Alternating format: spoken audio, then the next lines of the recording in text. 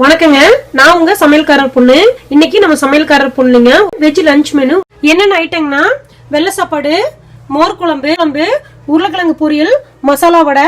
இது எல்லாத்தையும் ஒரு 40-45 நிமிஷத்துக்குள்ள எப்படி ஃபாஸ்டா டேஸ்டா செய்யலான்னு வாங்க பார்க்கலாம். முதல்ல மோர் குழம்பு செய்யறதுக்கு வேண்டியது நான் ஊற வச்சுட்டேங்க. இதுல வந்து 1 டேபிள் ஸ்பூனுக்கு அரிசி, 1 டேபிள் ஸ்பூனுக்கு துவரம்பருப்பு, 1 டேபிள் ஸ்பூனுக்கு கொத்தமல்லி விதை, 1/2 டீஸ்பூனுக்கு சீரகம், ஒரு வரமிளகாய், 5-6 கருவேப்பிலை போட்டு நான் ஒரு 2 மணி நேரத்துக்கு முன்னாடி ஊற வச்சுட்டேங்க. இது நல்லா ஊறிச்சுனா தான் நம்ம மிக்சியில போட்டு அடிக்கும் போது நல்லா மாவாட்டம் வரும். இது 2 டேபிள் ஸ்பூனுக்கு தேங்காய் எடுத்து வச்சிருக்கேங்க. இந்த ரெண்டையும் நம்ம மிக்சியில போட்டு முதல்ல அடிச்சுக்கலாங்க. இது வந்து கொஞ்சம் கொத்தமல்லி தழை வெட்டி வச்சிருக்கேன். இன்னைக்கு மோர் குழம்புக்கு வந்து நான் எந்த காய்கறியும் போடல, வெறும் வெங்காயம் தான் போட போறேன். இது வந்து மோர் குழம்புக்கு வேண்டிய வெங்காயத்தை வெட்டி வச்சுட்டேங்க. இது உருளைக்கிழங்கு ஃப்ரைக்கு தேவையான வெங்காயம், தக்காளி வச்சிருக்கேங்க. இது வந்து வடைக்கு தேவையான வெங்காயம், மிளகாய், கருவேப்பிலை வெட்டி வச்சிருக்கேன். இது வந்து கொஞ்சம் கொத்தமல்லி தழை வெட்டி வச்சிருக்கேங்க. பருப்பு வந்து 1/4 கிலோவுக்கு நான் தண்ணியில ஊற வச்சுட்டேன். இது வந்து 1.25 டம்ளர் அரிசி நான் தண்ணியில போட்டு 20 நிமிஷம் முன்னாடி நல்லா களைஞ்சிட்டு ஊற வச்சுட்டேங்க.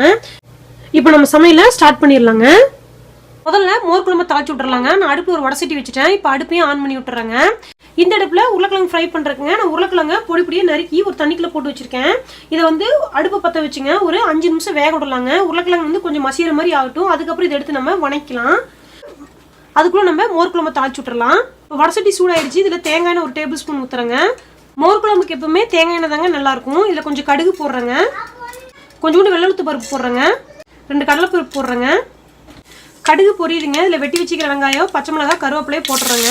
வெங்காயம் வணங்கட்டுங்க. அதுக்குள்ளே நம்ம மோர் குழம்புக்கு ஊற வச்சிருந்ததெல்லாம் அரைச்சிட்டு வந்துடுறேங்க. வெங்காயம் வணங்கிருச்சுங்க. நான் மோர் குழம்புக்கு வேண்டியதையும் அரைச்சிட்டு வந்துட்டேன். இது வந்து நல்லா மையாட்டம் அரைக்கணுங்க. இதுக்குள்ள ஊற்றிடுறேன். அடுப்பு வந்து கொஞ்சம் கம்மியாக வச்சிடலாங்க. இதில் 1 கப்புக்கு தயிர் எடுத்து வச்சிருக்கேங்க. இது வந்து நல்லா கரைச்சி விட்டுக்கலாம். ஏன்னா கட்டியே நம்ம போடக்கூடாது. நல்லா அடிச்சுட்டு கொஞ்சம் கட்டி இல்லாத மாதிரி நம்ம தயிரை நல்லா இலக்கமாக பண்ணிக்கலாங்க. இப்போ தயிர் நல்லா உடச்சு விட்டேங்க. இதை வந்து இதுக்குள்ளே ஊற்றிடுறேன். இப்போ இந்த மிக்சி ஜாரையும் கொஞ்சம் தண்ணி ஊற்றி நல்லா கழுவி இந்த குழம்புக்குள்ளேயே ஊற்றிடலாங்க. இப்போ குழம்புக்கு தேவையான அளவு உப்பு போட்டுக்கலாங்க. கொஞ்சோண்டு மஞ்சத்தூள் போட்டுக்கலாங்க. இது நல்லா கலரி விட்டுறலாங்க. ஒரு 2 நிமிஷம் அடுப்பு இப்படியே இருக்கட்டுங்க. இது வந்து ஓரத்தில் மட்டும் நுரக்கட்டட்டும். அப்போ நம்ம அடுப்பு ஆஃப் பண்ணிடலாம். மோர் குழம்பு எப்பவுமே தளபுலன்னு கொதிக்க கூடாதுங்க. நுரக்கட்டணுன்னே ஆஃப் பண்ணிடணும். குழம்பு பார்த்தீங்கன்னா நல்லா நுரக்கட்டி வருது. இப்போ கொஞ்சோண்டு கொத்தமல்லி தழை தூவிட்டுங்க அடுப்பு ஆஃப் பண்ணிடலாம். மோர் குழம்பு இதுக்கு மேலே கொதிக்க விடக்கூடாதுங்க. இதுக்கப்புறம் கொதிச்சதுன்னா உங்களுக்கு வந்து தயிர் வந்து தனித்தனியாக திரிஞ்சு வந்துடும். இங்கே உருளைக்கிழங்கும் நல்லா வெந்துருச்சு. இதே அடுப்பில் இப்போ உருளைக்கிழங்கையும் தாளிச்சு விட்டுறலாங்க. நான் அடுப்பில் வடசட்டி வச்சுட்டேங்க. அதில் கொஞ்சம் எண்ணெய் விடுறேன். கொஞ்சோண்டு கடுகு, கொஞ்சோண்டு வெள்ளை பருப்பு, கொஞ்சோண்டு கடலைப்பருப்பு போடுறேங்க. கடுகு நல்லா பொரியட்டும். இந்த உருளைக்கிழங்குலேருந்து தண்ணியை தனியாக வடித்து வச்சிடலாங்க. இப்போ கடுகு பொரிய ஆரம்பிச்சிருச்சுங்க. இதில் கொஞ்சம் வெங்காயம், கருவேப்பிலை, பச்சை மிளகாய் வச்சுருக்கேன். இதை போட்டுக்கலாம்.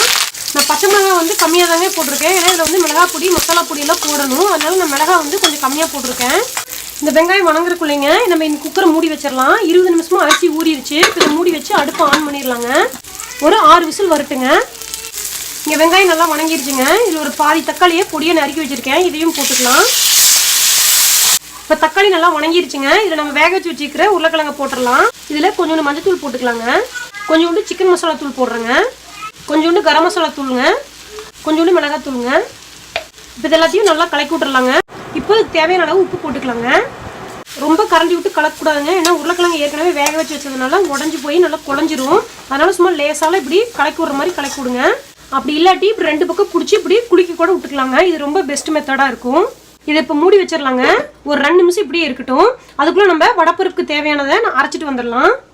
இது வந்து வடப்பருப்புக்கு அரைக்கிறதுக்குங்க. 1 ஸ்பூனுக்கு சோம்பு, 2 இன்ச்சுக்கு பட்டை, ஒரு வரமிளகாய், ஒரு 4 கிராம்பு எடுத்து வச்சிருக்கேன். இதை போட்டுக்கலாங்க. இதில் 4 பூண்டு இருக்கு. இதையும் போட்டுறேங்க. இதில் சின்னதாக ஒரு இஞ்சி இருக்கு. இதையும் போட்டுடலாம். இப்போ இதை மட்டும் நல்லா தனியாக மிக்சியில் அரைச்சிக்கலாங்க. அதுக்கப்புறம் பருப்பு போட்டு அரைச்சிக்கலாம். நான் இதை முதல்ல அரைச்சிட்டு வந்துடுறேன். இப்போ அதை நல்லா மிக்சியில் போட்டு அரைச்சிட்டு வந்துட்டேங்க. இந்த பருப்பையும் தண்ணி வடிச்சிட்டு வச்சிருக்கேன். இந்த பருப்பு இந்த மிக்சியில் போட்டு அடிச்சுக்கலாம். இதில் 1 கை பருப்பு மட்டும் எடுத்து வச்சிடலாங்க. வடைக்கு பிணையும் போது அதில் போட்டுக்கலாம். இப்போ வடைக்கு தேவையான அளவு உப்பு போட்டுக்கலாங்க. இது இப்போ நல்லா அரைச்சிட்டு வந்துடுறேங்க. வடைக்கு எப்பவுமே நம்ம பருப்பு அரைக்கும் போதுங்க மிக்சி வந்து பல்ஸில் தான் போடணும். அப்போ தான் உங்களுக்கு வடை பருப்பு வந்து கொஞ்சம் திப்பியாக அரையும். நீங்கள் நார்மலாக பிளெண்ட் பண்ணுற மாதிரி 1 2 3ல் வச்சிட்டிங்கன்னா நல்லா குழன்னு சட்னி மாதிரி ஆயிரும். அதனால பல்ஸில் வச்சு இதை அரைச்சிட்டு வந்துடுறேங்க. குக்கரு விசில் வர ஆரம்பிச்சிருச்சுங்க. நான் பருப்பையும் அரைச்சிட்டு வந்துட்டேன். இது ஒரு மிக்சிங் பவுலில் மாற்றிட்டு வந்துடுறேங்க. இப்போ உருளைக்கிழங்கு திறந்து ஒரே ஒரு கலக்கு மட்டும் கலக்கி விட்டுறலாங்க. மறுபடியும் மூடி வச்சு இன்னும் ஒரு 2 நிமிஷம் பருப்பு பாத்தீங்கன்னா எப்படி திரிதிரியா அரைச்சிருக்கேன் பாருங்க. இப்படி இருந்தா தான் உங்களுக்கு வடை நல்லா கிறிஸ்பியா வரும். சாப்பாடு 5 விசில் வந்துருச்சுங்க. அடுப்பு ஆஃப் பண்ணிடலாம். இதெல்லாம் அரைக்காம கொஞ்சம் முழுசா பருப்பு வச்சிருக்கேங்க. இதையும் இதுக்குள்ள போட்டுறேங்க. இதுல கொஞ்சம் கொத்தமல்லி தூள் நல்லா பொடியா வெட்டி வச்சிருக்கேன். இதையும் போட்டுடலாங்க. இதுல கொஞ்சம் பெரிய வெங்காயம், ஒரு பச்சை மிளகாய், ஒரு 5-6 கருவேப்பிலை வெட்டி வச்சிருக்கேன். இந்த பச்சை மிளகாயும் கருவேப்பிலையும் நீங்க கட் பண்ணி போட்டீங்கன்னா வடையோட டேஸ்ட் ரொம்ப சூப்பரா இருக்கும். இதையும் இதுக்குள்ள போட்டுறேங்க. இப்போ இதை நல்லா பிணைஞ்சிக்கலாங்க. இப்போ உருளைக்கிழங்கு வெந்திருக்குங்க. திறந்து பார்க்கலாம். நல்லா வெந்துருச்சு. இதில் கொஞ்சோண்டு கொத்தமல்லி தழை போட்டு அடுப்பு ஆஃப் பண்ணிடலாங்க. ஒரு கலக்கி விட்டுறலாம். பார்த்தீங்கன்னா நல்லா உதிரியாக இருக்குது பாருங்க. இப்போ இதை பாத்திரத்துக்கு மாற்றிக்கலாங்க. மோர் குழம்புக்கு தாளிச்சு கொட்டிடலாங்க. அதுக்கு அடுப்பில் நான் ஒரு பேன் வச்சுட்டேன். அதில் கொஞ்சோண்டு தேங்காய் எண்ணெய் விடுறேங்க. இதில் கொஞ்சோண்டு கடுகு போடுறேன். 2 சீரகம் போட்டுக்கலாங்க. கடுகு பொரியுது. கருவேப்பிலை போட்டுடலாங்க. அடுப்பை ஆஃப் பண்ணிடலாம். இப்போ இந்த மோர் குழம்புக்குள்ள ஊற்றிடலாங்க. இப்போ இதே அடுப்புலிங்க வடை போடுறதுக்கு நான் வடை சட்டி வச்சிடுறேன். இதில் கொஞ்சம் எண்ணெய் ஊற்றுறேங்க. எண்ணெய் சூடாக இருக்கும் இல்லைங்க, நம்ம வடைக்கு உருண்டை பிடிச்சிக்கலாம். மாவு பார்த்தீங்கன்னா இந்த அளவுக்கு கெட்டியாக இருக்கணுங்க. இந்த மாதிரி கொஞ்சம் கெட்டியாக இருந்தால் தான் உங்கள் வடை வந்து நிறைய எண்ணெய் குடிக்காதுங்க, நல்லா கிறிஸ்பியாகவே இருக்கும்.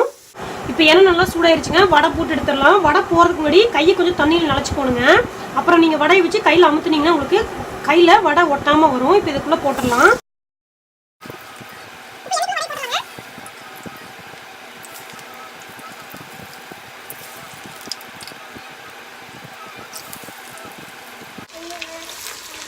இப்போ வடை போட்டாச்சுங்க. இது நல்லா வேகட்டும். அதுக்கப்புறம் நம்ம இதை கரண்டி விட்டு நல்லா திருப்பி விடலாங்க. வேறதுக்கு முன்னாடி நம்ம கரண்டி விட்டு திருப்பினாங்கன்னா வடையெல்லாம் உடஞ்சிரும். இந்த எல்லா வடையும் போட்டு எடுக்கிறதுக்குள்ளேங்க நம்ம இப்போ யூஸ் பண்ண எல்லா ஜாமானத்தையும் ஒவ்வொன்றா கழுவி வச்சுட்டு வந்துடுறாங்க. ஒரு சைடு வடை வெந்துருச்சுங்க. திருப்பி விட்டுறலாம். இந்த சைடு நல்லா வடை வேகட்டுங்க. இப்போ வடையெல்லாம் வெந்துருச்சுங்க. எடுத்துடலாம்.